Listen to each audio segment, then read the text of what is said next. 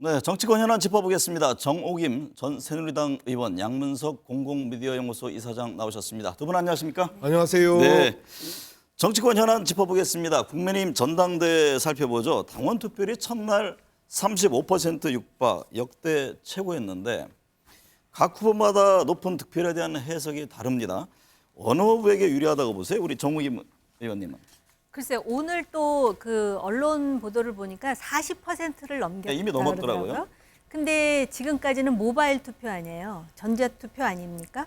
그러다 보니까 이제 천하람 후보가 굉장히 고무되어 있는 것 같습니다. 그러니까 상식적으로 보통 연세가 많은 분들은 ARS 투표를 하지 직접 들어가서 전자 투표를 하겠느냐라는 기대감이 있는 것 같은데요. 네. 또 한편으로는 지금 결선 투표제가 도입이 돼 있기 때문에 소위 그 윤 대통령의 국정 운영을 안정화시키기 위해서 서로 케미가 잘 맞는 후보에게 빨리 몰아줘야 된다라는 또 필요성이 작동했다라는 것이 김기현 후보 측의 네. 주장이에요.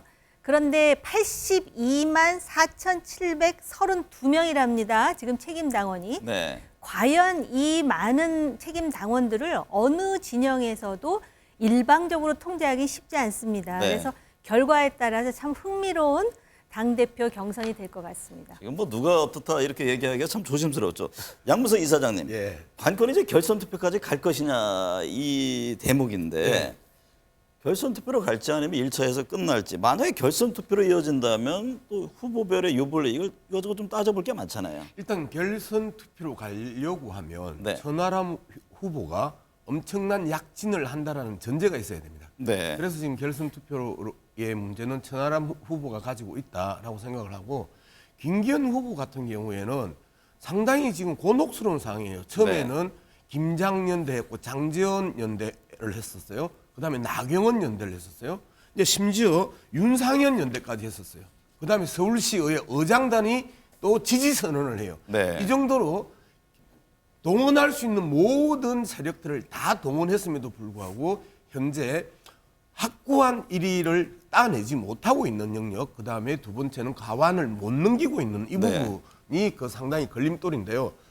이 상황을 쳐다보면 결선 투표로 갈 가능성이 아주 높다라고 생각을 하고요. 제가 정말 이해가 안 되는 부분들은 김기현 후보의 거짓말이에요. 네. 실질적으로 민주당을 또 공격을 한단 말이에요. KTX 임야에 대한 도로 계획을 송철호 시장, 2018년 송철호 시장이 이거를 갖다가 확정했다, 변경했다라고 이야기하는데 이거 순 거짓말이거든요.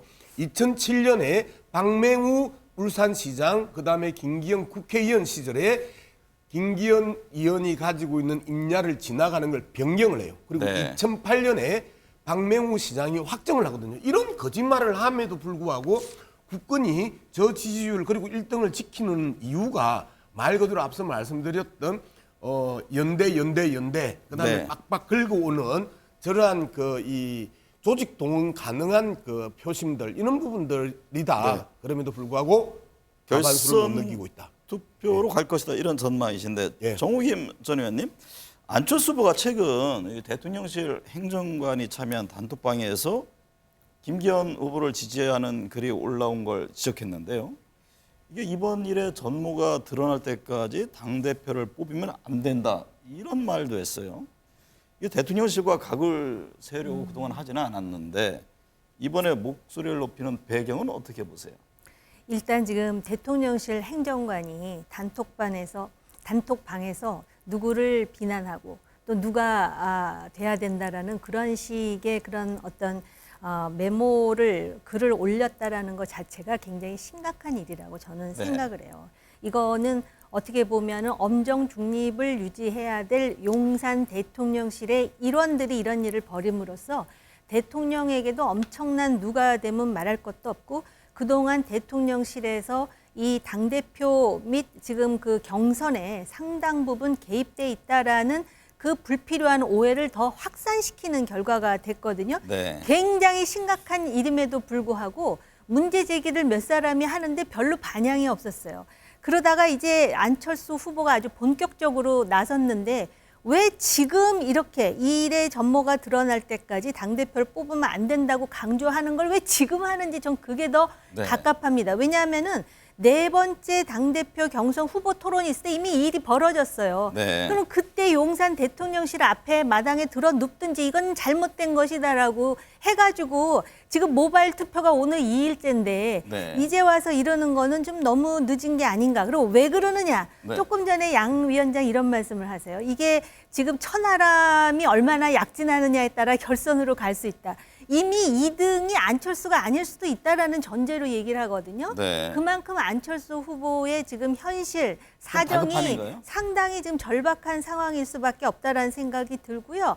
애초에 뭐 유승민, 그다음에 나경원, 안철수에 이르기까지 이런 상황이 벌어지고 또 심지어는 뭐 유난 연대에 대해서 문제 사고 아무것도 하지 않으면 아무 일도 일어나지 않는다. 그럴 때 이미 강력하게 문제를 제기해야 되는데 과연 안철수 후보는 정치를 왜 하는 것인가에 대한 근본적인 물음을 제기하는 당대표 경선이 이번 경선이 됐다라는 점에서 참 안타깝습니다. 네. 이준석 전 국민의힘 대표가 오랜만에 국회를 찾았습니다. 네. 소설 우리들의 일그러진 영웅의 내용을 길게 언급했는데 네. 윤 대통령을 엄석대, 친윤계 의원들을 엄석대 측근으로 비유했습니다. 네. 이 전 대표의 행보는 어떻게 보고 계세요?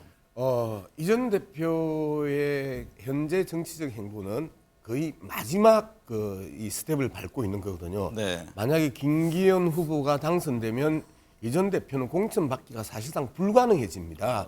그렇기 때문에 신당 가능성도 그 있습니까? 뭐 그러면? 신당 가능성이나 무소속 가능성이나 이제 이런 부분들이 있는데 여기에 대해서 아주 절박한 심정이 돼버린 거죠. 네. 그런데 공이 안철수 후보나 이준석 전 대표의 행태들이 다 만시지탄이라는 거예요. 네. 자, 유승민의 길을 일찍이 갔었어야죠. 말 그대로 대통령이 잘못했으면 대통령이 잘못했다고 지적을 하고 갔어야 되는데 이준석 전 대표가 잘리기 직전까지 윤핵관을 계속 공격을 하면서 대통령하고 분리를 시켜서 그 정세를 바라봤단 말이에요. 상당히 의도적이었죠. 네. 그런데 이번에도 마찬가지로 안철수 후보도 계속해서 윤핵관과 그다음에 그 대통령을 분리해서 대응을 하다가 이제서야 대통령실을 직격하고 나서면서 새로운 기대 그리고 친윤으로는 안 되겠다, 좀 바꿔야 되겠다라는 국힘당 내부에 있어서의 변화의 바람들을 계속해서 외면해 왔다가 이제 발등에 불 떨어지니까 이때서야 치고 나가면서 진정성에 대한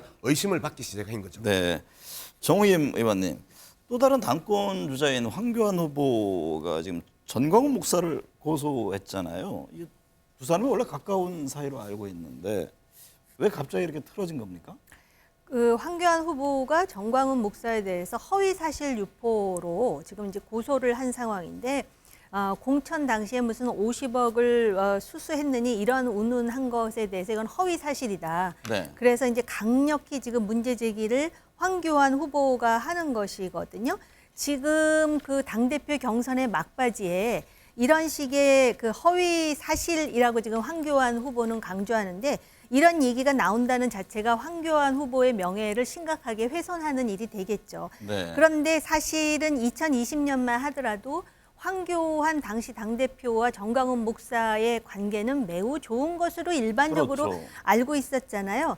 기본적으로 이제 그 개신교를 공유한다라는 차원과 함께 당시에 그 문재인 대통령의 그런 어떤 검경 수사권 조정이라든지 그 여러 가지 그러한 문제를 제기하면서 일련의 그 반문 그 연대의 중심에 있다 해도 과언이 아니었는데요. 저는 사실 그 두 사람과 직접 대화를 나눠보진 않았지만 그때부터도 이미 여러 가지 불협화음이 내부에서 골맞다 그럽니까? 네네. 그런 일이 있었다라는 얘기는 제3자를 통해서 들었는데 얼마나 사실인지 제가 검증할 위치에 있지는 않습니다. 네. 그러다가 요번에 틀어졌는데 사실은 또 태극기 부대의 어떤 그런 핵심적인 인물들이기도 하잖아요. 그러니까 이게 정치적 이해라든지 여러 가지에 따라서 네. 상당히 분파화되어 있다라는 걸 보여주는 방증이죠, 이 부분. 네. 민주당 살펴보죠. 네. 정의빈 전 의원님, 그 이재명 더불어민주당 대표가 대선 기간 고 김문기 성남도시개발공사 개발 1처장을 알지 못했다. 이게 허위 사실을 공표했다 해서 재판이 열렸잖아요. 검찰은 이 대표가 김 처장과 함께 했던 업무들을 열거하면서 몰랐다는 것은 허위다 이런 입장인 거죠. 네, 그렇습니다. 그런데 이제 당시 뭐 성남시청에 처장도 엄청나게 많아서 내가 알 수 없다. 뭐 이런 식으로 이제 주장을 하는데요. 우리가 이미 여러 가지 자료를 통해서 호주 출장도 같이 가고 뭐 이런 여러 가지 얘기를 알지 않습니까? 그리고 또 유동규 씨가 입을 연 계기가 김문기 처장을 모른다고 해가지고 배신감을 느껴서 내가 이렇게 다 얘기하는 것이다. 뭐 이런 주장까지 나오는데요. 결국은 이 결론은 재판부가 내리는 것이고 네. 이 자리에서 얘기를 하면은 아마 시청자들은 진영에 따라서 또 당의 어떤 그런 이해에 따라서 저런 주장을 하는가 보다라고 받아들일 거예요. 네. 그런데 이제 재판부에서는 알았다 몰랐다의 얘기를 객관적으로 안다 모른다로 판단한다라는 것입니다. 네. 다시 말씀드리면 너 그 사람하고 친하냐? 그 사람이 너의 측근이냐라고 말하는 것하고 그 사람을 아느냐 모르느냐의 질문은 근본적으로 성격이 다르다는 것이죠. 네. 그러니까 전자는 주관적인 인식의 문제지만 아느냐고 물어봤는데 모른다고 대답했기 때문에 허위 사실이라는 것이고요. 그 당시에 김문기 씨가 극단적 선택을 하고 그 다음날 모 방송에서 인터뷰를 하면서 네. 모른다 그랬는데 이거를 예를 든다면 즉각적인 질문에 대해서 아무 생각 없이 답변했느냐 아니면 의도를 가지고 했느냐에 따라서 재판부가 또 판단을 한다 그러는데 사실은 그 언론 이후에 계속해서 인터뷰에서 모른다는 얘기를 했기 네. 때문에 이 부분에 대해서 과연 사법부는 어떻게 판단할 것인지를 지켜볼 수밖에 없고요. 또 그 당시 그 재판 첫날 시간이 부족해서 김문기 얘기만 했지만 네. 사실은 백현동과 관련한 허위 사실 얘기도 또 나오거든요. 그렇기 때문에 이 문제가 그렇게 간단하지는 않다고 생각합니다. 양희 사장님, 이 대표 저 이게 국어사전에 안다라는 의미를 설명하면서 이게 몇 번 봤다는 이유만으로 반드시 아는 사람 아니다 이런 입장을 냈네요. 근데 이제 이 내용이 네. 그 SBS 주영진의 뉴스 브리핑에 이제 출연해가지고 한 이야기잖아요. 저는 이 내용을 이야기하려고 하면 그 자료 화면들을 봐야 된다고 생각을 해요. 네. 지금 정호김 의원 이야기하셨던 안다 모른다의 문제가 아니고요. 정확하게 이렇게 물어봅니다. 주영진 기자가 김문기 처장은 개인적으로 시장 재직 때 좀 아셨습니까? 아니면 어떻습니까? 개인적으로. 네. 개인적으로라는 이 내용이 상당히 지금 이제 중요한 개념이 되는 거잖아요. 네. 질문 수에 개인적으로 포함됐다 이 정확하게 말씀이군요. 개인적으로 시장 재직 때 좀 아셨습니까? 아니면 어떻습니까? 이렇게 물어본단 말이에요. 네. 제가 정우갑 기자하고 오랫동안 하는데 개인적으로 아냐고 하면 둘이서 한 번도 밥을 먹어봤거나 술을 안 마셔봤는데 개인적으로 안다고 이야기하기는 제가 상당히 좀 모호한 상황이거든요. 네. 이제 그런 측면에서 이야기를 했고 두 번째 모른다가 아니고요. 정확하게 이렇게 대답을 합니다. 제가 시장 재직 때는 몰랐고요. 그러니까 하위 직원이었으니까요. 도지사가 된 다음에는 이 소송이 들어가면서 많은 통화를 하고 가장 정확하게 알고 계셨던 분이기 때문에 그때는 많은 이야기를 했었습니다라고 네. 이야기를 해요. 그래서 시장 재직 때 개인적으로 아냐라고 물어봤었을 때 충분히 대답할 수 있는 영역이고 그리고 이 부분이 허위 사실이라고 이야기하는 것에 대해서 우리는 상당히 분노하고 있는 부분입니다. 네. 그리고 모른다고 이야기했다고 하기에는 그 이야기가 그 다음 그 문장에서 도지사 시절에 아주 많이 통화를 했다. 그리고 네. 많은 또 그 이야기를 들었다라고 하면서 김문기 씨에 대해서 정확하게 평가를 하고 있어요. 네. 제가 그 부분에 팩트만 대해서 제가 이야기를 했습니다. 조금 더 이제 네. 그 말씀을 그렇게 하시니까 보완을 하자면 개인적으로 그러시면서 설명하시면서 그럼 밥을 먹고 술을 마셔야 개인적으로 뭐 이렇게 얘기를 하시는데 호주 가서 엄청나게 밥도 먹고 아마 술도 좀 하지 않았겠습니까? 저는 그걸 가지고 지금 논쟁을 벌이고 싶진 않고요. 시장 재직 때 알았느냐가 핵심 아니겠습니까? 근데 네. 왜 이 김문기 씨 문제가 이렇게 중요하냐면요. 김문기 처장은 당시에 대장동에 있어서 배임에 있어서 가장 중요한 근거가 되는 초과 이 환수 조항 삭제 있잖아요. 그걸 실무적으로 담당했던 사람이 바로 김문기예요. 그렇기 때문에 김문기 처장을 시장 때 알았느냐가 굉장히 중요한 거라는 거예요. 그랬더니 네. 시장 때 알지 않았고 경기도지사 때 뭐 몇 번 내지는 아까 뭐 많이라 그러셨습니까? 그렇게 답변하는 걸 저도 그 인터뷰를 통해서 봤는데 결국은 여기서 우리가 논란을 벌이는 네, 게 네. 중요한 게 아니라 아니, 근데 사법부의 영역이라는 사법 걸 영역. 다시 아니, 한번 그냥 논란을 강조합니다. 불리지 말자 하면서 네. 지금 그 정 의원께서 이제 논란을 갖다가 지금 만들었단 말이에요. 제가 방송통신위원회 상임위원 시절에 그 출장을 엄청나게 많이 가요. 그러면 보통 가면 10명에서 12명 정도의 출장단이 간단 말이에요. 그렇게 해서 거기서 이 함께 밥 먹고 술 한 잔씩 할 수 있어요. 그런데 그분들을 다 기억을 해요. 그리고 우리 정 의원께서 출장 나가시면 그분들, 그리고 정부에서 함께 나갔으면 그분들 다 기억해요. 그거 아니잖아요. 뻔히 아시면서. 그리고 그다음에 두 번째 질문이 되게 네. 중요해요. 그렇게 이야기를 하니까 대장동 개발 사업 핵심을 잘 알고 있는 하고 주영진 기자가 이야기하니까 이재명 후보가 그렇게 이야기해요. 세부적인 내용을 가장 잘 아는 사람이어서 그때 당시에 제가 통화를 했는데 저는 왜 이런 일이 벌어졌는지 정말 납득이 안 된다고 모른다고 하지 않아요. 네, 알겠습니다. 그 정의겸 전 재판에서 의원님, 10초만 제가 요 질문. 네. 이재명 대표가요, 김만배 몰랐다는 윤 대통령은 각하하고 김문기 몰랐다는 나는 기수하고 형평성이 안 맞는다 지적했는데 이 점은 어떻게 받아들이세요? 그 부분은 여론과 재판부가 판단할 문제예요. 지금 네. 김만배 몰랐다는 윤 대통령의 문제는 각하했다 그랬잖아요. 이게 뭐냐면은 윤 대통령 부친의 집을 김만배의 누나가 샀다는 얘기를 이렇게 돌려서 얘기한 거거든요. 그러면 이것도 여러 가지 논리가 얘기될 수 있어요. 그럼 누나가 샀는데 김만배를 아는 거하고 무슨 상관이냐. 네. 그리고 뭐 한 번 밥을 먹었는데 그것도 본인들이 알아서 만난 것이 아니라 중간에 다른 사람이 있었다. 그래서 각하됐고, 그러면은 이재명과 관련해 갖고 모든 걸 지금 문제 삼느냐. 오히려 유동규가 측근이냐 아니냐에 대한 허위 사실과 관련해서는 검찰이 불기소 처분했어요. 왜냐하면 측근이라는 건 주관적 판단이라는 근거에 의해서 불기소 처분했다는 것이고요. 그냥 첨언을 하자면 재판에서 어떤 게 나왔느냐면 검찰이 제시한 증거 중에 김문기 처장의 휴대폰 번호에 이재명 아까 지사 때 뭐 몇 번 만났다 그랬다 그러는데 지사로 돼 있지 않고 시장 내지는 심지어 변호사로 돼 있다라는 겁니다. 네. 뭐 얘기를 하자면 제가 아는 건 많은데 네, 여기서 알겠습니다. 끊겠습니다. 네, 네. 자, 예.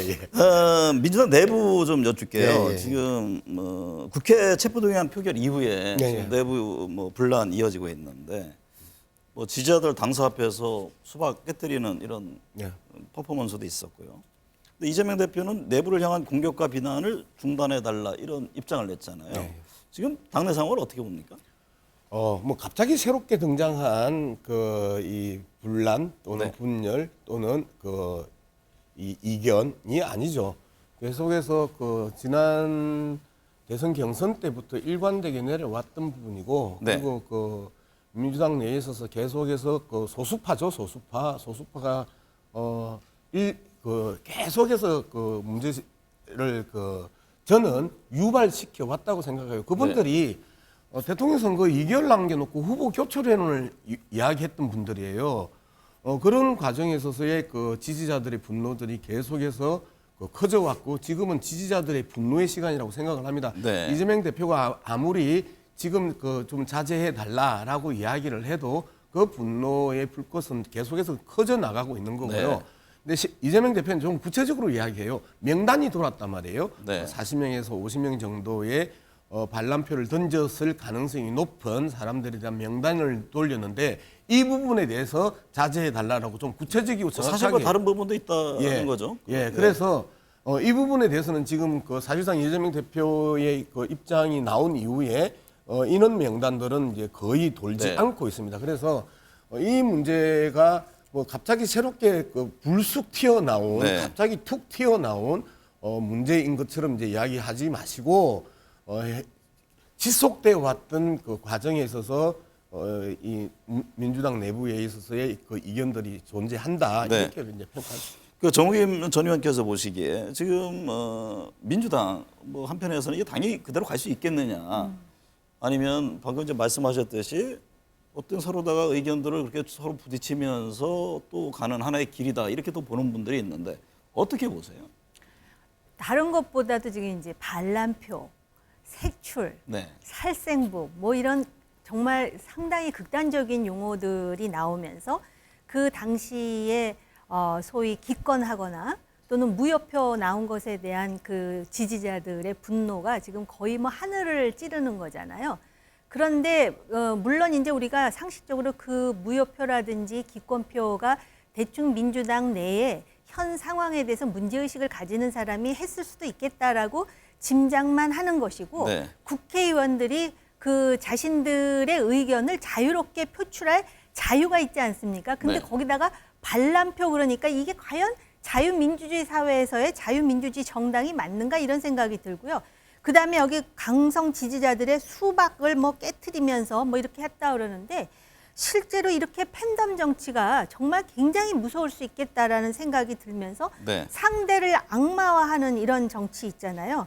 이런 상황이 언제까지 갈 것인가. 근데 그 안에 다수는 아마 친명계인 것 같아요. 그리고 네. 지지자들 권리당원이 훨씬 많으니까는 앞으로 당대표를 사퇴 여부에 대해서 권리당원들의 뭐 의사를 물어보자 이런 얘기도 나오지 않습니까? 그런데 그 다른 거는 떠나서 제가 제3자로서 다른 건 떠나서 제 의견보다 더 중요한 게 여론 아니겠어요? 네. 지금 민주당의 지지율이요 20%대로 주저앉았어요. 이게 만약에 내각 책임제라면은 완전히 그 내각 총사퇴를 해야 될 상황입니다. 네. 그리고 이게 이재명 대표가 당대표가 돼서 8개월 만에 20%대가 떨어졌다라는 것에 대해서 민주당 내부에서는 아무 의식이 없는 것 같아요. 네. 아 잠깐만. 근데 이렇게 이야기하면 진짜 그 토론이 뜨거워질 수밖에 없는데요. 지지율 이야기는 한국갤럽에서 했던 지지율은 지금 말씀하셨던 부분에 그 유사하고요. 그런데 리얼미터나 뉴스토마토에서 했던 것들은 대부분 45에서 46이 나와요. 그리고 리얼미터 같은 경우에는 국힘당보다 10%포인트 이상 높아요. 그런 부분에 대해서 이야기를 하지 않으시고 민주당을 그렇게 네. 걱정해 주시니까 고맙고요. 두 번째, 이 말씀하셨던 색출이나 이런 부분에 대해서 그 이야기를 하면서 자유민주주의 이야기를 했는데 도대체 그 자유민주주의에 대한 부분에 대해서 어떤 개념으로 사용하는지 잘 모르겠어요. 그런데 의총에서 총의를 모았어요. 그리고 의총에서 한마디도 이야기하지 않았던 사람들이 근데 이해가 가지고 관심은 양 이사님 뒤집어 엎었단 관심은 말이에요. 그러면 이 지금 분란이 네. 언제까지 갈 것이냐 이제 매듭 국면으로 접어들 시기는 언제냐 이 점에 대한 궁금증이 그 점에 있잖아요. 대해서는 이제 그 대통령실이 계속해서 망언을 했단 말이에요. 살라미 전법으로 가겠다라는 뉘앙스로 해가지고 또 제2차 체포 동의안을 던지겠다. 그리고 뭐 3월 말에서 저희들은 4월 초 정도에 또 다시 체포 동의안을 국회에다가 올리면 체포 동의안이 오면 그때는 하나의 결집하는 모습이 될까요? 아니면 지금처럼 분란으로 계속할까요? 야, 지금 상황에서는 그 어쨌든 이재명 대표가 그 많이 움직이고 있고요. 네. 그다음에 실질적으로 이재명 대표의 이 스텝뿐만 아니고 네. 지금 지지자들이 이렇게 색출에 대한 문제에 대해서 관심을 갖는 거는 이 사람들에 대한 그 경고거든요. 네. 이 경고를 통해서 더 이상 자당의 당 대표를 단두대에 올리지 마라. 네.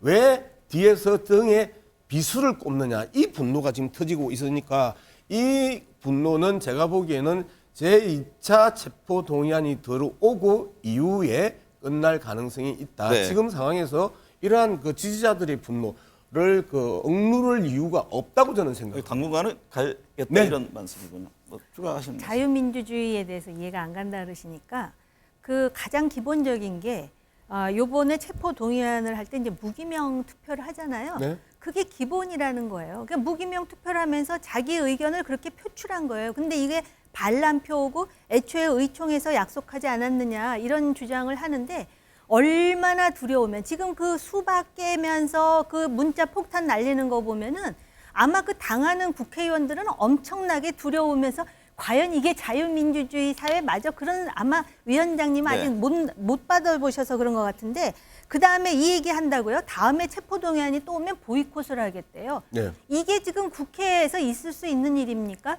그렇기 때문에 제가 지금 민주당을 걱정하고 무슨 특정 정당을 걱정하고 하는 게 아니라요. 나름 객관적으로 얘기를 하려고 그러는데 이런 상황이 민주화된 일에 참 보도 듣도 못한 상황이 알겠습니다. 연출되니까 한 가지만 그 네, 얘기에 대해서 알겠습니다. 아니, 근데 말씀을 드리는 자꾸 거예요. 자, 아니 정의연 하고 나서 자꾸 제가 다른 주제 짧게 있는 그러면 건데, 짧게 지금 시간이 자 국회에서 국힘당 상습적으로 그 본회의 보이콧을 해왔던 그 정당이 국힘당입니다. 왜 그 기억 못하시죠? 그리고 국힘당의 그 당론이 투표 보이콧 또한 당론이에요. 그런 부분에 대해서 그 알겠습니다. 말씀을 그렇게 하시면 상당히 부담스러워요. 자, 오늘 두 분 말씀 여기서 정리를 하고 다음 기회에 좀 더 열띤 토론 이어가도록 하겠습니다. 오늘 감사합니다. 아 벌써 끝났어요? 네. 네.